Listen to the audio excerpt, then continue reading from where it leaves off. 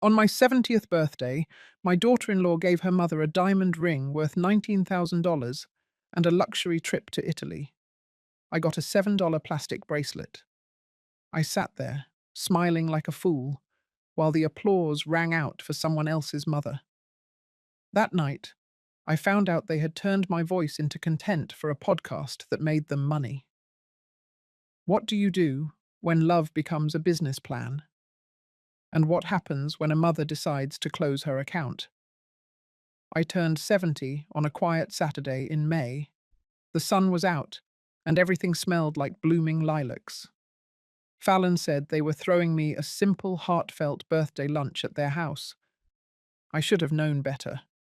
Their home in Linden was anything but simple. The long driveway was lined with rented SUVs and floral arches. Music played from hidden speakers. The guest list included Fallon's yoga clients, her podcast followers, even a local journalist from Burlington. But somehow, I was the one who felt out of place. Fallon floated around in a linen dress, champagne in hand, while Ellis trailed behind her carrying trays of canapes. They barely made eye contact with me. When I walked in, Fallon gave me a quick air kiss and whispered that my seat was over by the herb wall, where the lighting was good for pictures. I didn't even have time to process what that meant before I was ushered into a corner. Then came the moment that turned the day. Fallon stood up and tapped a spoon against her glass. Everyone quieted down. She looked over at her mother, Celeste, sitting across from me in a silk scarf and designer sandals. "Mum," Fallon said, her voice thick with emotion, "I wouldn't be who I am without you." Ellis appeared beside her, holding a red velvet box. Fallon opened it and pulled out a diamond ring that caught every ray of sunlight in the yard. $19,000 at least. I didn't need to guess. Fallon had mentioned once on her podcast that she had been saving up for a legacy gift. I thought it was for me. "There's more," she added, reaching into a second envelope. 2 first-class tickets to Tuscany. 9 days. Wine tastings, spa days, guided history tours. People clapped. Celeste actually cried. I sat very still, my hands folded, my back straight. I tried to swallow the lump forming in my throat. "And now," Fallon said lightly, "we didn't forget about you, Lenora." She walked over and placed a small paper bag in my lap. I pulled out a plastic bracelet. Pink, stretchy, with a charm shaped like a cupcake. It looked like something from the party favor aisle. There was a card inside. Printed words said "Happy Birthday." No message, no signature. I smiled. I nodded. I thanked her in a voice that didn't sound like mine. No one noticed. The music resumed. People returned to their wine and fruit tarts. Fallon wrapped her arms around Celeste again and posed for more photos. I spent the rest of the party pretending to enjoy my salad, while guests walked past me to compliment Fallon on how thoughtful and radiant she was. I didn't even finish the cupcake that came with my name on it. Something about it tasted bitter. If you've ever celebrated your own birthday and still felt invisible, I know what that feels like. Leave a comment with your age or the last time someone made you feel forgotten. Maybe I'm not the only one. Maybe we've all been sitting in someone else's story, waiting to be seen. The house felt colder than usual when I walked in, though the thermostat read 72. I slipped off my shoes and set the bracelet down on the counter beside my keys. It looked even cheaper under the kitchen light. The pink plastic faded, the charm already scuffed. I didn't turn on the TV. I didn't want noise. Just the hum of the refrigerator and the occasional creak of the floor settling. It was the kind of quiet that used to comfort me. After my husband Warren passed, silence became a familiar companion. It wrapped around me like a heavy quilt. Some nights, I even welcomed it. But that night, it pressed too close. I sat at the small table in the breakfast nook, fingers tapping the wood. I thought about that cupcake charm. How many years had I baked birthday cakes from scratch, with little notes tucked inside for Ellis? How many times had I planned and paid for his parties, his graduation, his wedding? The bracelet was like a joke I didn't understand, and Fallon had delivered it with that bright, breezy voice she used when she didn't care how it landed. My mind wandered further back, to when Fallon first entered our lives. She was 22, recently graduated from a small liberal arts college, with a minor in social work and a yoga certification she was very proud of. She met Ellis at a wellness seminar he attended on a whim. 2 months later, she was having brunch at our house and calling me Ms. Keane. I tried. I really did. I welcomed her with the same warmth I would have offered any daughter. I made space for her at the table and in the photo frames. When she got sick her first winter in Vermont, I dropped off soup and cold medicine without being asked. She once told me I had a calm presence. Back then, I thought that meant she saw me. It wasn't perfect, of course. Fallon had a way of rearranging rooms, both literally and socially. She talked over me at dinners. She corrected Ellis in front of guests. She spoke in hashtags before hashtags were common.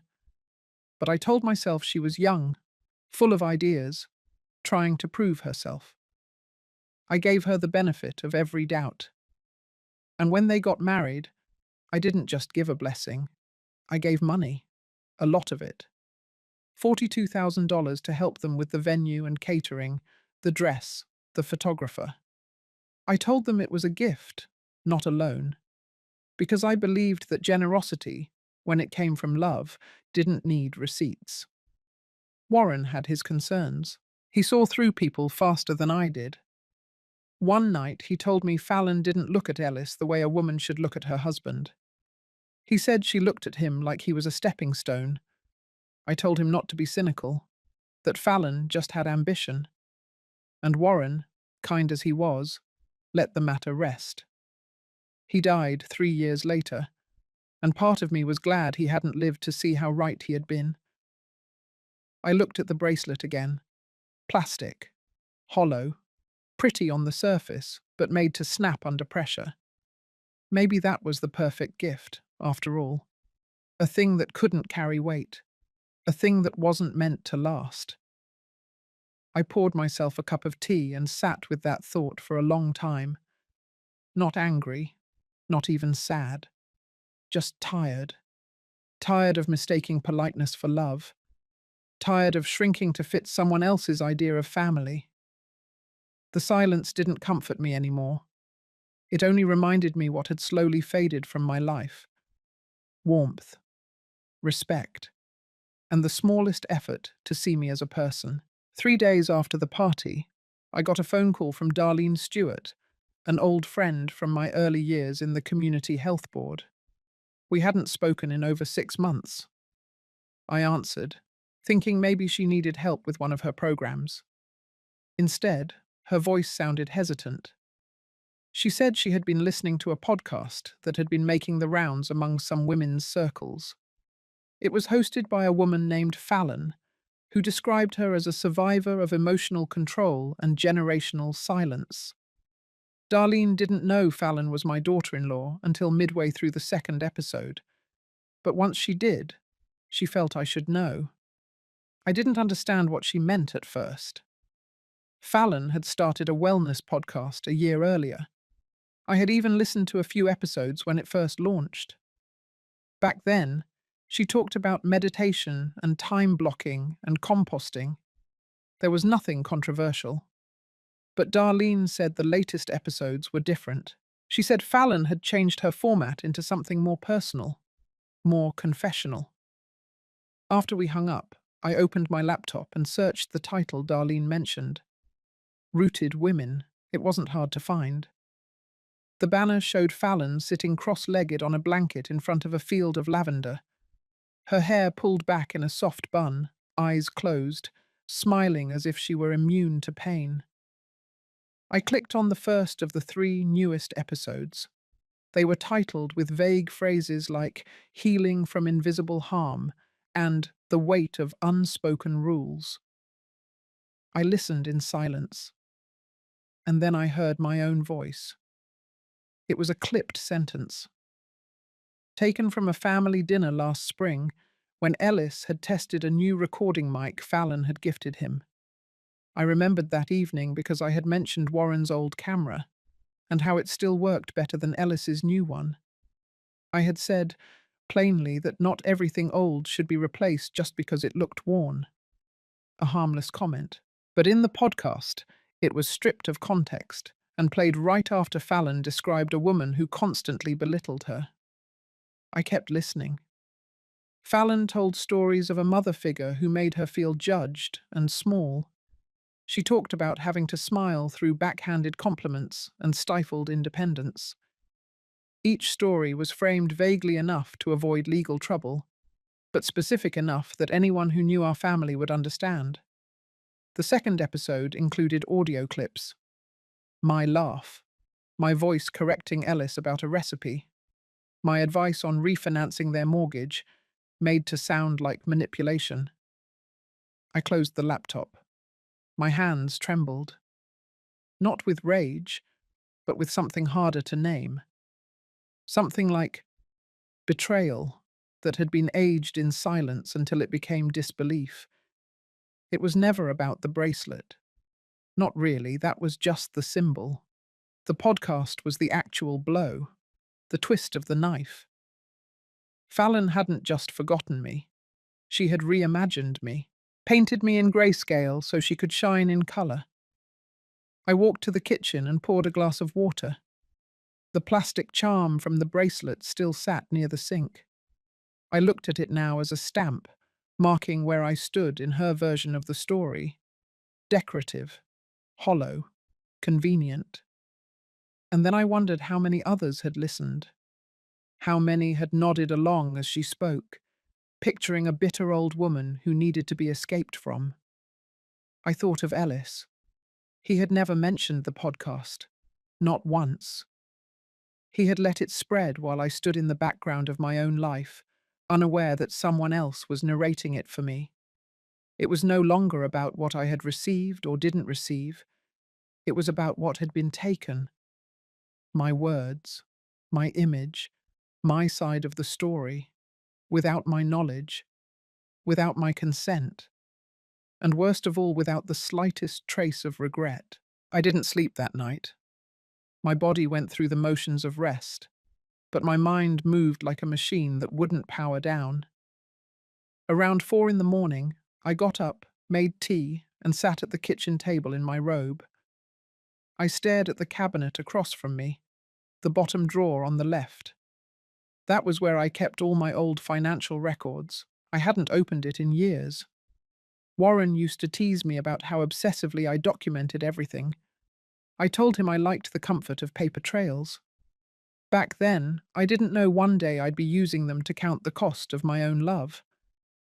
I pulled the drawer open and ran my fingers across the neatly labelled folders. They were sorted by name. Fallon, Ellis, wedding, medical, vehicles, business support. I started with Fallon's folder. The tuition receipts came first, University of Vermont, 2 semesters of bridge courses so she could meet her licensure requirements.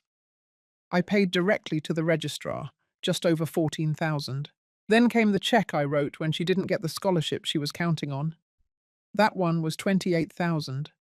Tuition, books, housing, all of it covered, 42,000 in total. I remember writing that last check. I told her it wasn't a loan, just a show of faith in her future. Next came the smoothie shop, Fallon's first business venture. She had a dream of combining nutrition and community. I believed in that dream. I co-signed on the lease, paid for equipment when the startup loan fell short, covered payroll for 2 months when sales were slow. 65,000. She closed the shop after 10 months. She said it was a learning experience. Then I moved to the IVF receipts. I hadn't looked at those in years. 3 failed cycles, Travel expenses to Boston for the specialist, medication not covered by insurance, 36,000 and some change. I remember the phone call the day she found out she was pregnant. She cried. I cried too. It felt like something sacred had been fulfilled. I didn't think once about the cost. Then the vehicle. A black SUV with leather seats and a built-in navigation system. It was a birthday gift, $38,000. Ellis wanted to lease something cheaper, but Fallon said she needed something safer for the baby. I wired the down payment and co-signed the loan. Then the part that made me pause. A folder labeled emergency. Inside was a copy of a bank transfer I made 3 years ago, 14,500. I remembered now. Fallon had come over in tears, said someone had opened a credit card in her name. She felt violated, unsafe. I offered to help. I never asked for details. I paid it off the same day. I never knew until now that the card had been opened using my name as co-signer. Last, I opened the folder labeled Home. 70,000. That's what I contributed toward the down payment on the house they live in now. Fallon said it would make all the difference for them to start in the right neighborhood. I never once set foot in that house without calling ahead. When I finished tallying the totals, I sat back in the chair. $265,000. Every dollar I gave with an open hand. And yet none of it protected me from being cast as the villain in a story I didn't know was being written. What struck me wasn't the money itself. I could earn it. I had. What cut deepest was how my silence had become a blank check. Every time I held my tongue, they assumed I agreed. Every time I stayed out of their way, they interpreted it as weakness. I closed the drawer. The paper trail was clean, no drama, no fingerprints, just numbers. But they said everything. They said I had been more than generous. They said I had given everything I could. And still, somehow, I had ended up with the blame. By the following Monday, I had listened to all 3 podcast episodes twice, not because I wanted to, but because I needed to understand exactly how I had been rewritten. Fallon had created a story that didn't just exclude me, it replaced me. She spoke with a calm, deliberate voice, paused between thoughts, let silence fill the gaps, like she was offering the listener space to breathe. I could almost admire the technique, if it hadn't been so thoroughly laced with betrayal. In one episode, she said she had grown up believing that love had to be earned, that affection came with conditions and performance. She talked about the pressure of perfection, the fear of not measuring up, the pain of being dismissed as dramatic whenever she shared her needs. She didn't say my name. She didn't have to. The stories followed a familiar rhythm, a misunderstanding, a correction, a moment where she felt judged. These weren't lies exactly, they were distortions, bent truths, real events taken out of their context and left to fester in the open air. She told one story about a dinner party when I had suggested that the risotto was a little undercooked. I remember the moment clearly. I had smiled when I said it. It wasn't a judgment. It was a gentle nudge. That night she described it as a moment that echoed a lifetime of never being good enough. I didn't know feedback could become trauma. I didn't know mild honesty could be turned into a wound worth publishing. What caught me off guard wasn't the exaggeration, it was the production quality. The show had music, sponsor segments. She had built something profitable out of personal pain, and I had unknowingly become the fuel. There were ads for organic teas, sustainable jewelry, online therapy services. Real businesses were paying her to tell a story where I played the antagonist. I checked the show's social media. Comments flooded in. Hundreds of women thanking Fallon for putting their feelings into words. One wrote that the way Fallon described the silent resentment of an older woman who never said thank you mirrored her own childhood. Another said she had stopped talking to her own mother-in-law after listening to the second episode. They believed her. They didn't just hear her voice, they trusted it.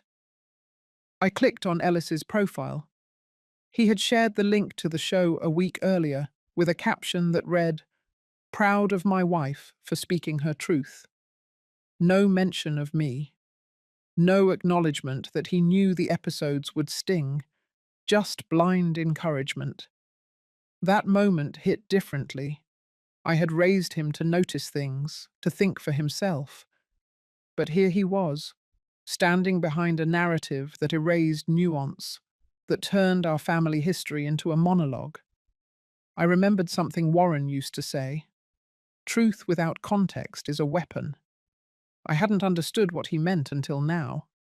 The podcast wasn't an outlet, it was a product, carefully curated, market tested. Fallon had taken her talent for performance and merged it with the trend of trauma as currency, and she had sold it well.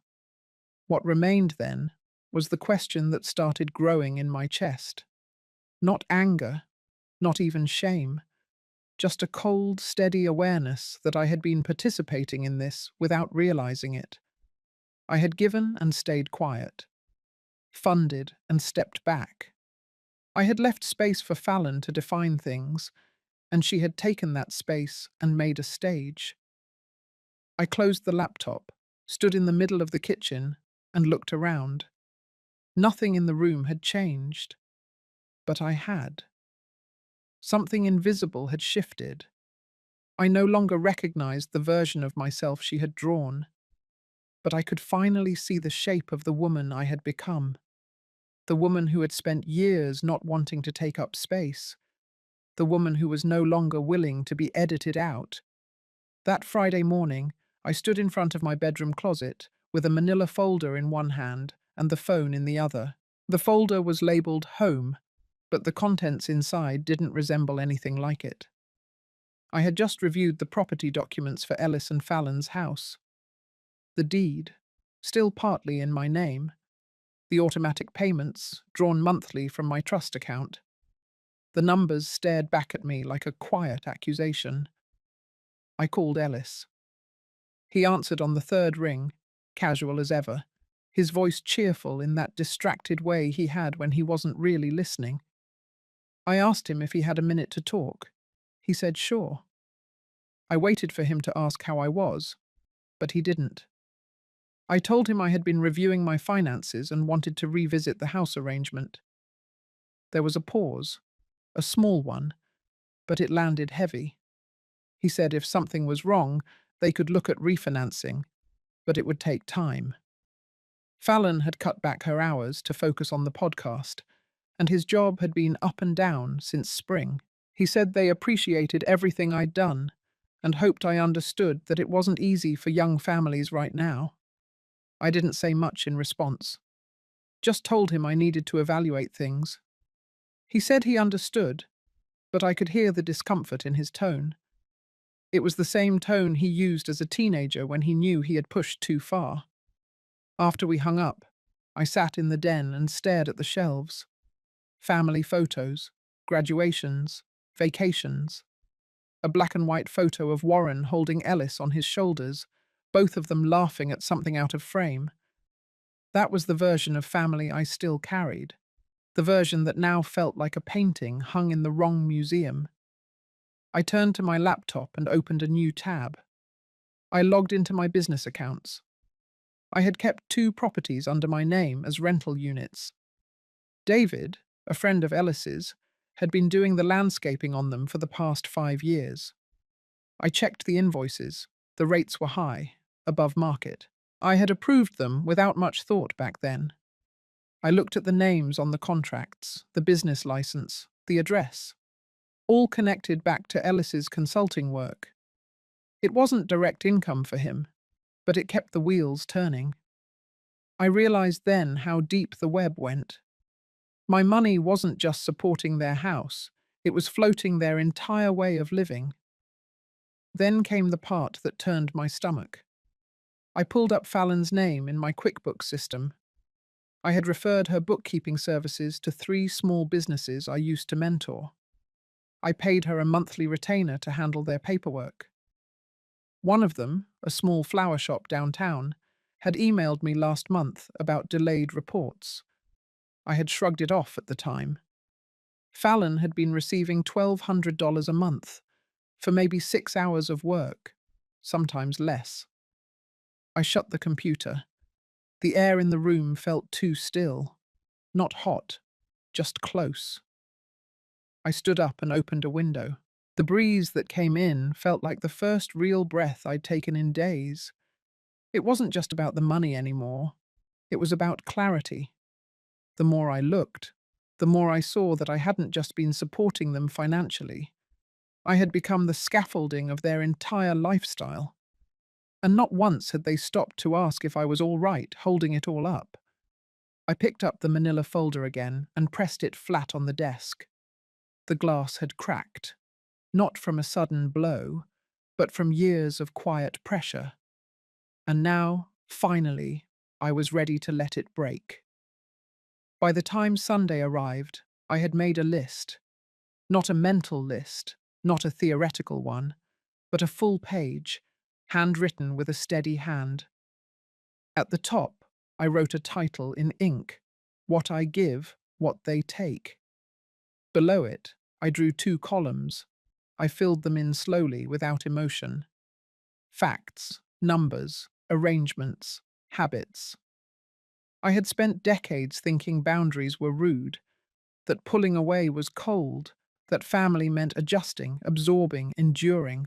I never saw how many little cuts I had accepted, one by one, until they bled into something I could no longer hide. After breakfast, I walked down the hall to the home office I once used for consulting work. It still smelled like dry paper and printer ink. On the far shelf sat a row of business cards I had saved from years ago when I mentored other women in leadership. One card stood out: Margaret Chen, estate attorney. I picked it up and called the number without hesitation. She remembered me, said she still had my file in her cabinet. When I told her I wanted to schedule a meeting, she asked if this was about retirement. I told her, not exactly. We set a time for Tuesday morning. I hung up, then opened my laptop again. The next 3 hours were a series of small, deliberate steps. I drafted emails to the 3 businesses Fallon had been working with. I told them I would no longer be managing referrals and suggested they begin the process of finding replacements. I phrased it neutrally. No blame, just business. Then I called David, the landscaper who'd been billing me well above standard rates. I told him I was reviewing vendor contracts and would be collecting competitive bids starting next month. His voice dropped. He asked if something had happened. I said only that things were changing, that I was simplifying. He offered to lower his rates. I thanked him, but said I needed to explore other options. For the first time in a long while, I heard hesitation in his silence. It felt strange, how easy it was once I started. I had imagined that pulling away would feel like tearing something vital, but it didn't. It felt like releasing breath I didn't know I'd been holding. The last email I wrote was to my accountant. I asked him to begin outlining what the process would look like if I sold my share in the company. The firm had been running without my daily input for over a year. I had stayed on mostly out of habit and a fear of leaving things unfinished. But suddenly the idea of letting go didn't scare me anymore.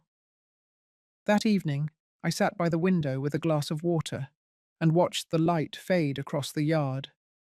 The hydrangeas had started to turn, blue giving way to muted purple, then cream. I remembered planting them with Warren. We had dug into that soil together, arguing over spacing and sunlight.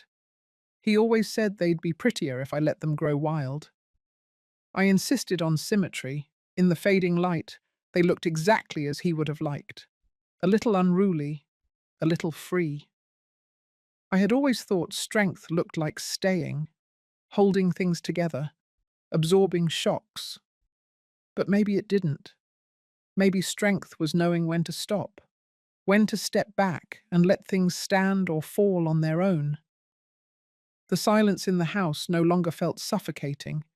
It felt clear, like space had finally opened up for me to move, not toward anyone, not for anyone, just forward, just away from what no longer deserved my silence. Tuesday morning came with a light drizzle and the kind of grey sky that made everything look softer. I drove to Margaret's office with the windows cracked just enough to feel the dampness in the air. Downtown was still waking up, and traffic was light. I parked in the same lot I used to use when I met clients years ago. Everything looked familiar, but I no longer felt like I belonged to it. Margaret greeted me at the door with a firm handshake. She was calm, composed, and didn't ask too many questions right away. We sat across from each other in her glass-walled office, the city behind her blurred by the rain. She asked what I had in mind.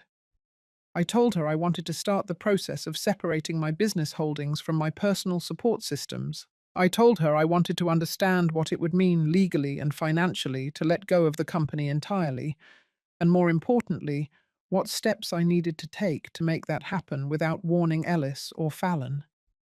She didn't flinch, just nodded and took notes. Margaret was efficient, but not cold. She told me it would take a few months to structure the sale quietly, that we could build in protective clauses, prepare for contingencies, that it was entirely possible to move forward without alerting anyone until everything was finalized. I told her that was exactly what I needed. When the meeting ended, I stepped out into the mist and stood by my car for a moment. My coat was damp by the time I slid into the driver's seat, but I didn't mind. There was something cleansing about the way the fog wrapped around the city. I drove home in silence. That afternoon, I opened the guest room closet. It had been years since anyone used that space for staying overnight. The shelves were still stacked with things from the past. Extra linens, a few boxes of Ellis's college trophies, some framed photos I had taken down but never thrown away. I cleared half the shelf and began gathering the documents Margaret had asked for. Financial records, business contracts, deeds, account ledgers. I created a neat, labeled stack and placed them into a portable file box. I didn't tell anyone what I was doing. No phone calls, no explanations. I moved like someone rearranging furniture in the middle of the night, careful not to wake anyone who had long since stopped listening anyway. By Thursday, I had rewritten my will. The new version removed Ellis entirely as a beneficiary. The trust for Layla, my granddaughter, remained, but with strict clauses ensuring the money would only be accessible when she turned 18. There would be no more middlemen, no more channels for guilt to pass through. On Friday, I contacted a realtor who specialized in lake properties. I asked her to send me listings for modest homes near the water. Nothing grand. Just enough space for myself and a small garden. She asked if I was planning a retirement move. I told her I was planning a transition. That weekend, I sat outside on the back porch, watching the wind move through the oak trees. The leaves had started to loosen, small movements signaling the shift in seasons. I didn't feel angry anymore. What had replaced the anger was something deeper, a kind of clarity, like finding yourself in a room you didn't realize you had locked yourself into years ago, and finally remembering where you left the key. I wasn't making a scene. I wasn't seeking revenge. I was untangling, quietly, deliberately, leaving behind the invisible threads that had kept me tied to an idea of family that no longer fit. Every form I signed, every folder I packed, every decision I made behind closed doors. They were not acts of spite, they were acts of reclamation, and by the time the first leaf touched the ground, I knew I was almost ready. Not to run, not to fight, just to walk out the door and close it behind me. The call came late in the afternoon, just as I was finishing up a list of last-minute notes for Margaret. I almost let it go to voicemail, but the number caught my eye. It was from the office line of the buyer's due diligence team. I picked up, expecting a simple confirmation about next week's meeting. Instead, I heard a man's voice I didn't recognize. He introduced himself as James Morrison, part of the acquisition review process. Then he said something that made my heart stop. He thanked me for the earlier phone conversation with my assistant, who had given him permission to proceed with the preliminary information request. I don't have an assistant. I asked him to clarify who he spoke to. He said she answered my home phone earlier that day, said she was organizing files for me, and sounded very professional. I told him firmly to stop all communication until further notice and direct everything through Margaret from now on. I ended the call and stood perfectly still in the kitchen. There was only one person who had a spare key to my house. I called the landline. It rang 4 times before I heard her voice. Calm, casual, as if she had every right to be there. Fallon said she thought I was at an appointment, claimed she had come to water the plants. I told her I didn't have any that needed watering. Then she said she was looking for some of Ellis's tax documents. I asked her why she answered my phone. She said it rang 3 times and she thought it might be important. Her voice changed halfway through that excuse. She knew I knew. I told her I was on my way. The drive felt longer than usual. My hands stayed tight on the wheel. I didn't listen to music. I didn't let my thoughts get ahead of me. I stayed in the moment, the kind of quiet that isn't peaceful, just focused. When I pulled into the driveway, Fallon's car was still there. I stepped inside through the front door and found her in my office, sitting at my desk, papers spread out like they belonged to her. She didn't look up right away. When she finally did, I saw it on her face. Not guilt, just a flicker of irritation that she had been caught early. I asked her if she found what she was looking for. She straightened a stack of papers and said she was confused, that she thought I was getting rid of the business, and she just wanted to see what was happening. She kept her tone light, almost condescending, the way she talked when she believed she still had the upper hand. I told her those were private documents, that what I did with my business was not hers to know or manage. She pushed the papers toward me and said this affected all of us, that David relied on those contracts, that she depended on my referrals, that Ellis's income was tied to my holdings. Her voice shook a little, not from emotion, but from losing control. I stood across from her and asked the question I had held back for years. Was I still her mother-in-law? Or had I just become a structure she leaned on to avoid building her own? She didn't answer. She gathered her things in silence, avoided my eyes, and left the room without a word. The front door closed behind her with a click, so quiet it felt rehearsed. I walked back into my office and looked at the papers she had handled.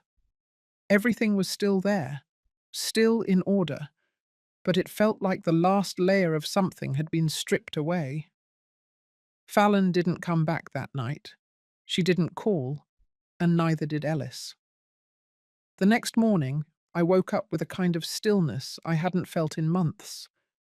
Not because things were resolved, they weren't, but because now the lines were clear. She had crossed into something she couldn't explain away, and I had finally closed the door she thought would always stay unlocked.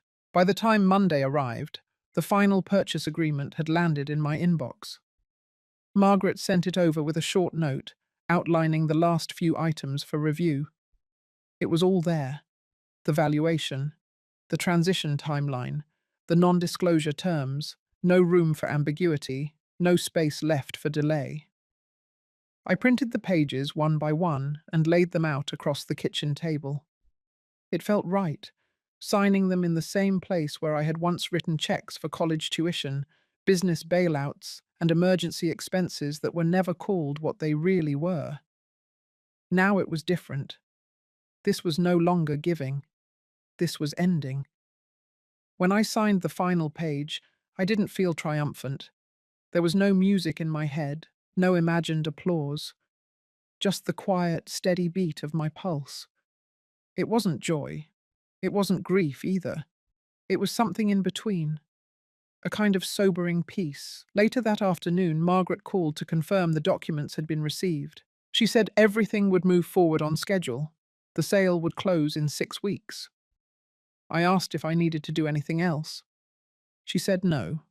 The rest would happen on its own. That same evening, Ellis showed up at my door. He didn't call first. He just pulled into the driveway, stepped out of the car like it was any other visit, and rang the bell with that same casual rhythm I used to find comforting. I opened the door and waited. He didn't smile. He stepped inside and stood in the hallway like a man unsure whether he belonged in the house he grew up in. His eyes scanned the room, then settled on me. He asked if it was true, about the business, about the contracts, about the money. I told him it was. He let out a breath, the kind people release when they've run out of things to deny. He said Fallon was upset, that things were tight, that the timing couldn't be worse. He said it like I hadn't already lived through every version of their emergencies. He said the business was a part of the family, that what I did, Bipod, would ripple out. I didn't argue, I didn't explain. I only told him that it was no longer my responsibility to carry their plans on my shoulders. He stared at me for a long time. Then he said something I hadn't expected. He said they felt blindsided. I nodded. I said I had felt that way too. He left 10 minutes later. No raised voices, no doors slammed. But when he walked down the porch steps, I knew something irreversible had shifted between us. Something that couldn't be patched with explanations or softened with time. Over the next few days, the calls came like clockwork. Fallon called once, then again, then again. Each time her messages grew more frantic. She said the vendors were pulling back, that the flower shop had found a new bookkeeper, that David was losing clients. She said I was being cruel. She said I was acting out of spite. But I didn't return the calls. I had returned enough. On Thursday, the realtor emailed with a list of available cottages along the northern edge of Lake Willoughby. I clicked through the photos. One had a small wraparound porch and a view of the water through tall pines. It reminded me of the way Warren used to sketch lake houses on napkins, back when it was still a maybe someday dream. I replied with a simple sentence. I'd like to see this one in person. Then I stood in the hallway, looked around the house that had held decades of effort, and felt no panic, no hesitation, only the clarity that sometimes comes after a storm passes and you realize the roof held just fine, but you no longer want to live underneath it. Fallon's last voicemail arrived late that night. She didn't yell. She didn't cry. Her voice was small, worn thin, like someone who had finally run out of lines to play. She said she didn't understand how I could be so calm while tearing everything apart. But I hadn't torn anything. I had simply stopped holding it together. 3 weeks after the sale closed, I moved into the small cottage overlooking Lake Willoughby. It sat at the edge of a narrow gravel road, tucked between two old maples and a slope of wild grass. The house wasn't new. The porch needed paint. The screen door creaked. But it was mine. Not inherited, not borrowed, not attached to anyone else's decisions. Just mine. I arrived on a Tuesday morning with 2 suitcases, a box of framed photos, and one file folder containing documents I might still need. Everything else had been packed away, donated, or left behind. The movers came later with the rest, but by then I had already walked the perimeter twice and found the spots where the afternoon light settled best. The air here was different, quieter, even in the wind. I could hear birds clearly. No traffic, No voices coming from the walls next door, just trees and lake and air. The first thing I did was hang a wind chime Warren had given me our last Christmas together. I found it in the back of a drawer, still wrapped in tissue. I stood on the porch, hooked it to the corner post, and listened to the soft notes when the breeze came. He would have liked this place. He always wanted somewhere with a view, not for the beauty, but for the stillness, for the space it created inside you. Inside, the cottage was simple: one bedroom, one bathroom, a narrow kitchen that opened into a sitting area. There was a wood stove in the corner, and the windows were old but clean. The previous owners had left behind some furniture, worn but sturdy. I kept most of it. I didn't need new things, I needed space to be new in. That first night, I slept with the window cracked. The breeze carried in the smell of pine and something damp and earthy I couldn't name. I didn't dream. I didn't wake in the dark, checking my phone or wondering what I had forgotten to do. I slept the way children sleep when no one expects anything from them in the morning. The days that followed moved slowly, the way I had always wanted time to move. I found a small bakery in town that sold fresh bread on Thursdays, and a grocery that knew the names of its customers. I walked every morning down to the shoreline and watched the sun move across the lake. I didn't think of Ellis. I didn't wonder what Fallon was doing. I didn't look at my phone unless it rang, and it rarely did. One afternoon, I sat with a notepad and wrote out a new version of my will, not for legal purposes, just for myself. I wrote a letter to Layla to be opened on her 18th birthday. I told her about her grandfather, about the smell of rain on old wood, about what it feels like to finally choose your own life. I told her the trust was hers, but that she owed me nothing, not visits, not explanations, just the promise that she would pay attention to her own voice before letting someone else rewrite it. When I folded the letter and sealed it in an envelope, I placed it in the drawer beside my bed. Then I poured myself a glass of water, stepped out onto the porch, and listened to the lake. Not for meaning, not for clarity, just to hear it breathe. I had spent years filling silence with responsibility. Now I let silence speak for itself. The envelope arrived on a Thursday. No return address. Just my name written in a hand I hadn't seen in years. It was careful, not hurried. A kind of writing that came from someone who had rewritten the words many times before choosing the version they could live with. I sat with it unopened for an hour, not because I was afraid of what it would say, but because I no longer felt rushed to hear what others needed from me. Eventually, I opened it. The first line read, "I've been trying to write this for months." The letter was from Fallon. She wrote that David's business had collapsed completely, that the podcast lost its sponsors, that Ellis had returned to part-time consulting. She said the house felt too big now, quiet in the wrong ways. She admitted she had spent years chasing approval, even when she didn't understand who she was trying to please. She didn't ask for money, or a second chance. She didn't try to explain everything away. Instead, she wrote, "I finally understand why you walked away. You weren't punishing us. You were freeing yourself." She said she was sorry for telling a version of the truth that left me voiceless. She said she kept the bracelet, not because it meant anything good, but because it reminded her of the moment she realized something had broken. She ended the letter by saying she hoped I had found what she never could name: peace, something not borrowed or earned, just chosen. I folded the letter and placed it in the drawer next to Layla's envelope. I didn't write back. Not because I was angry, not anymore, but because some messages are complete the moment they arrive.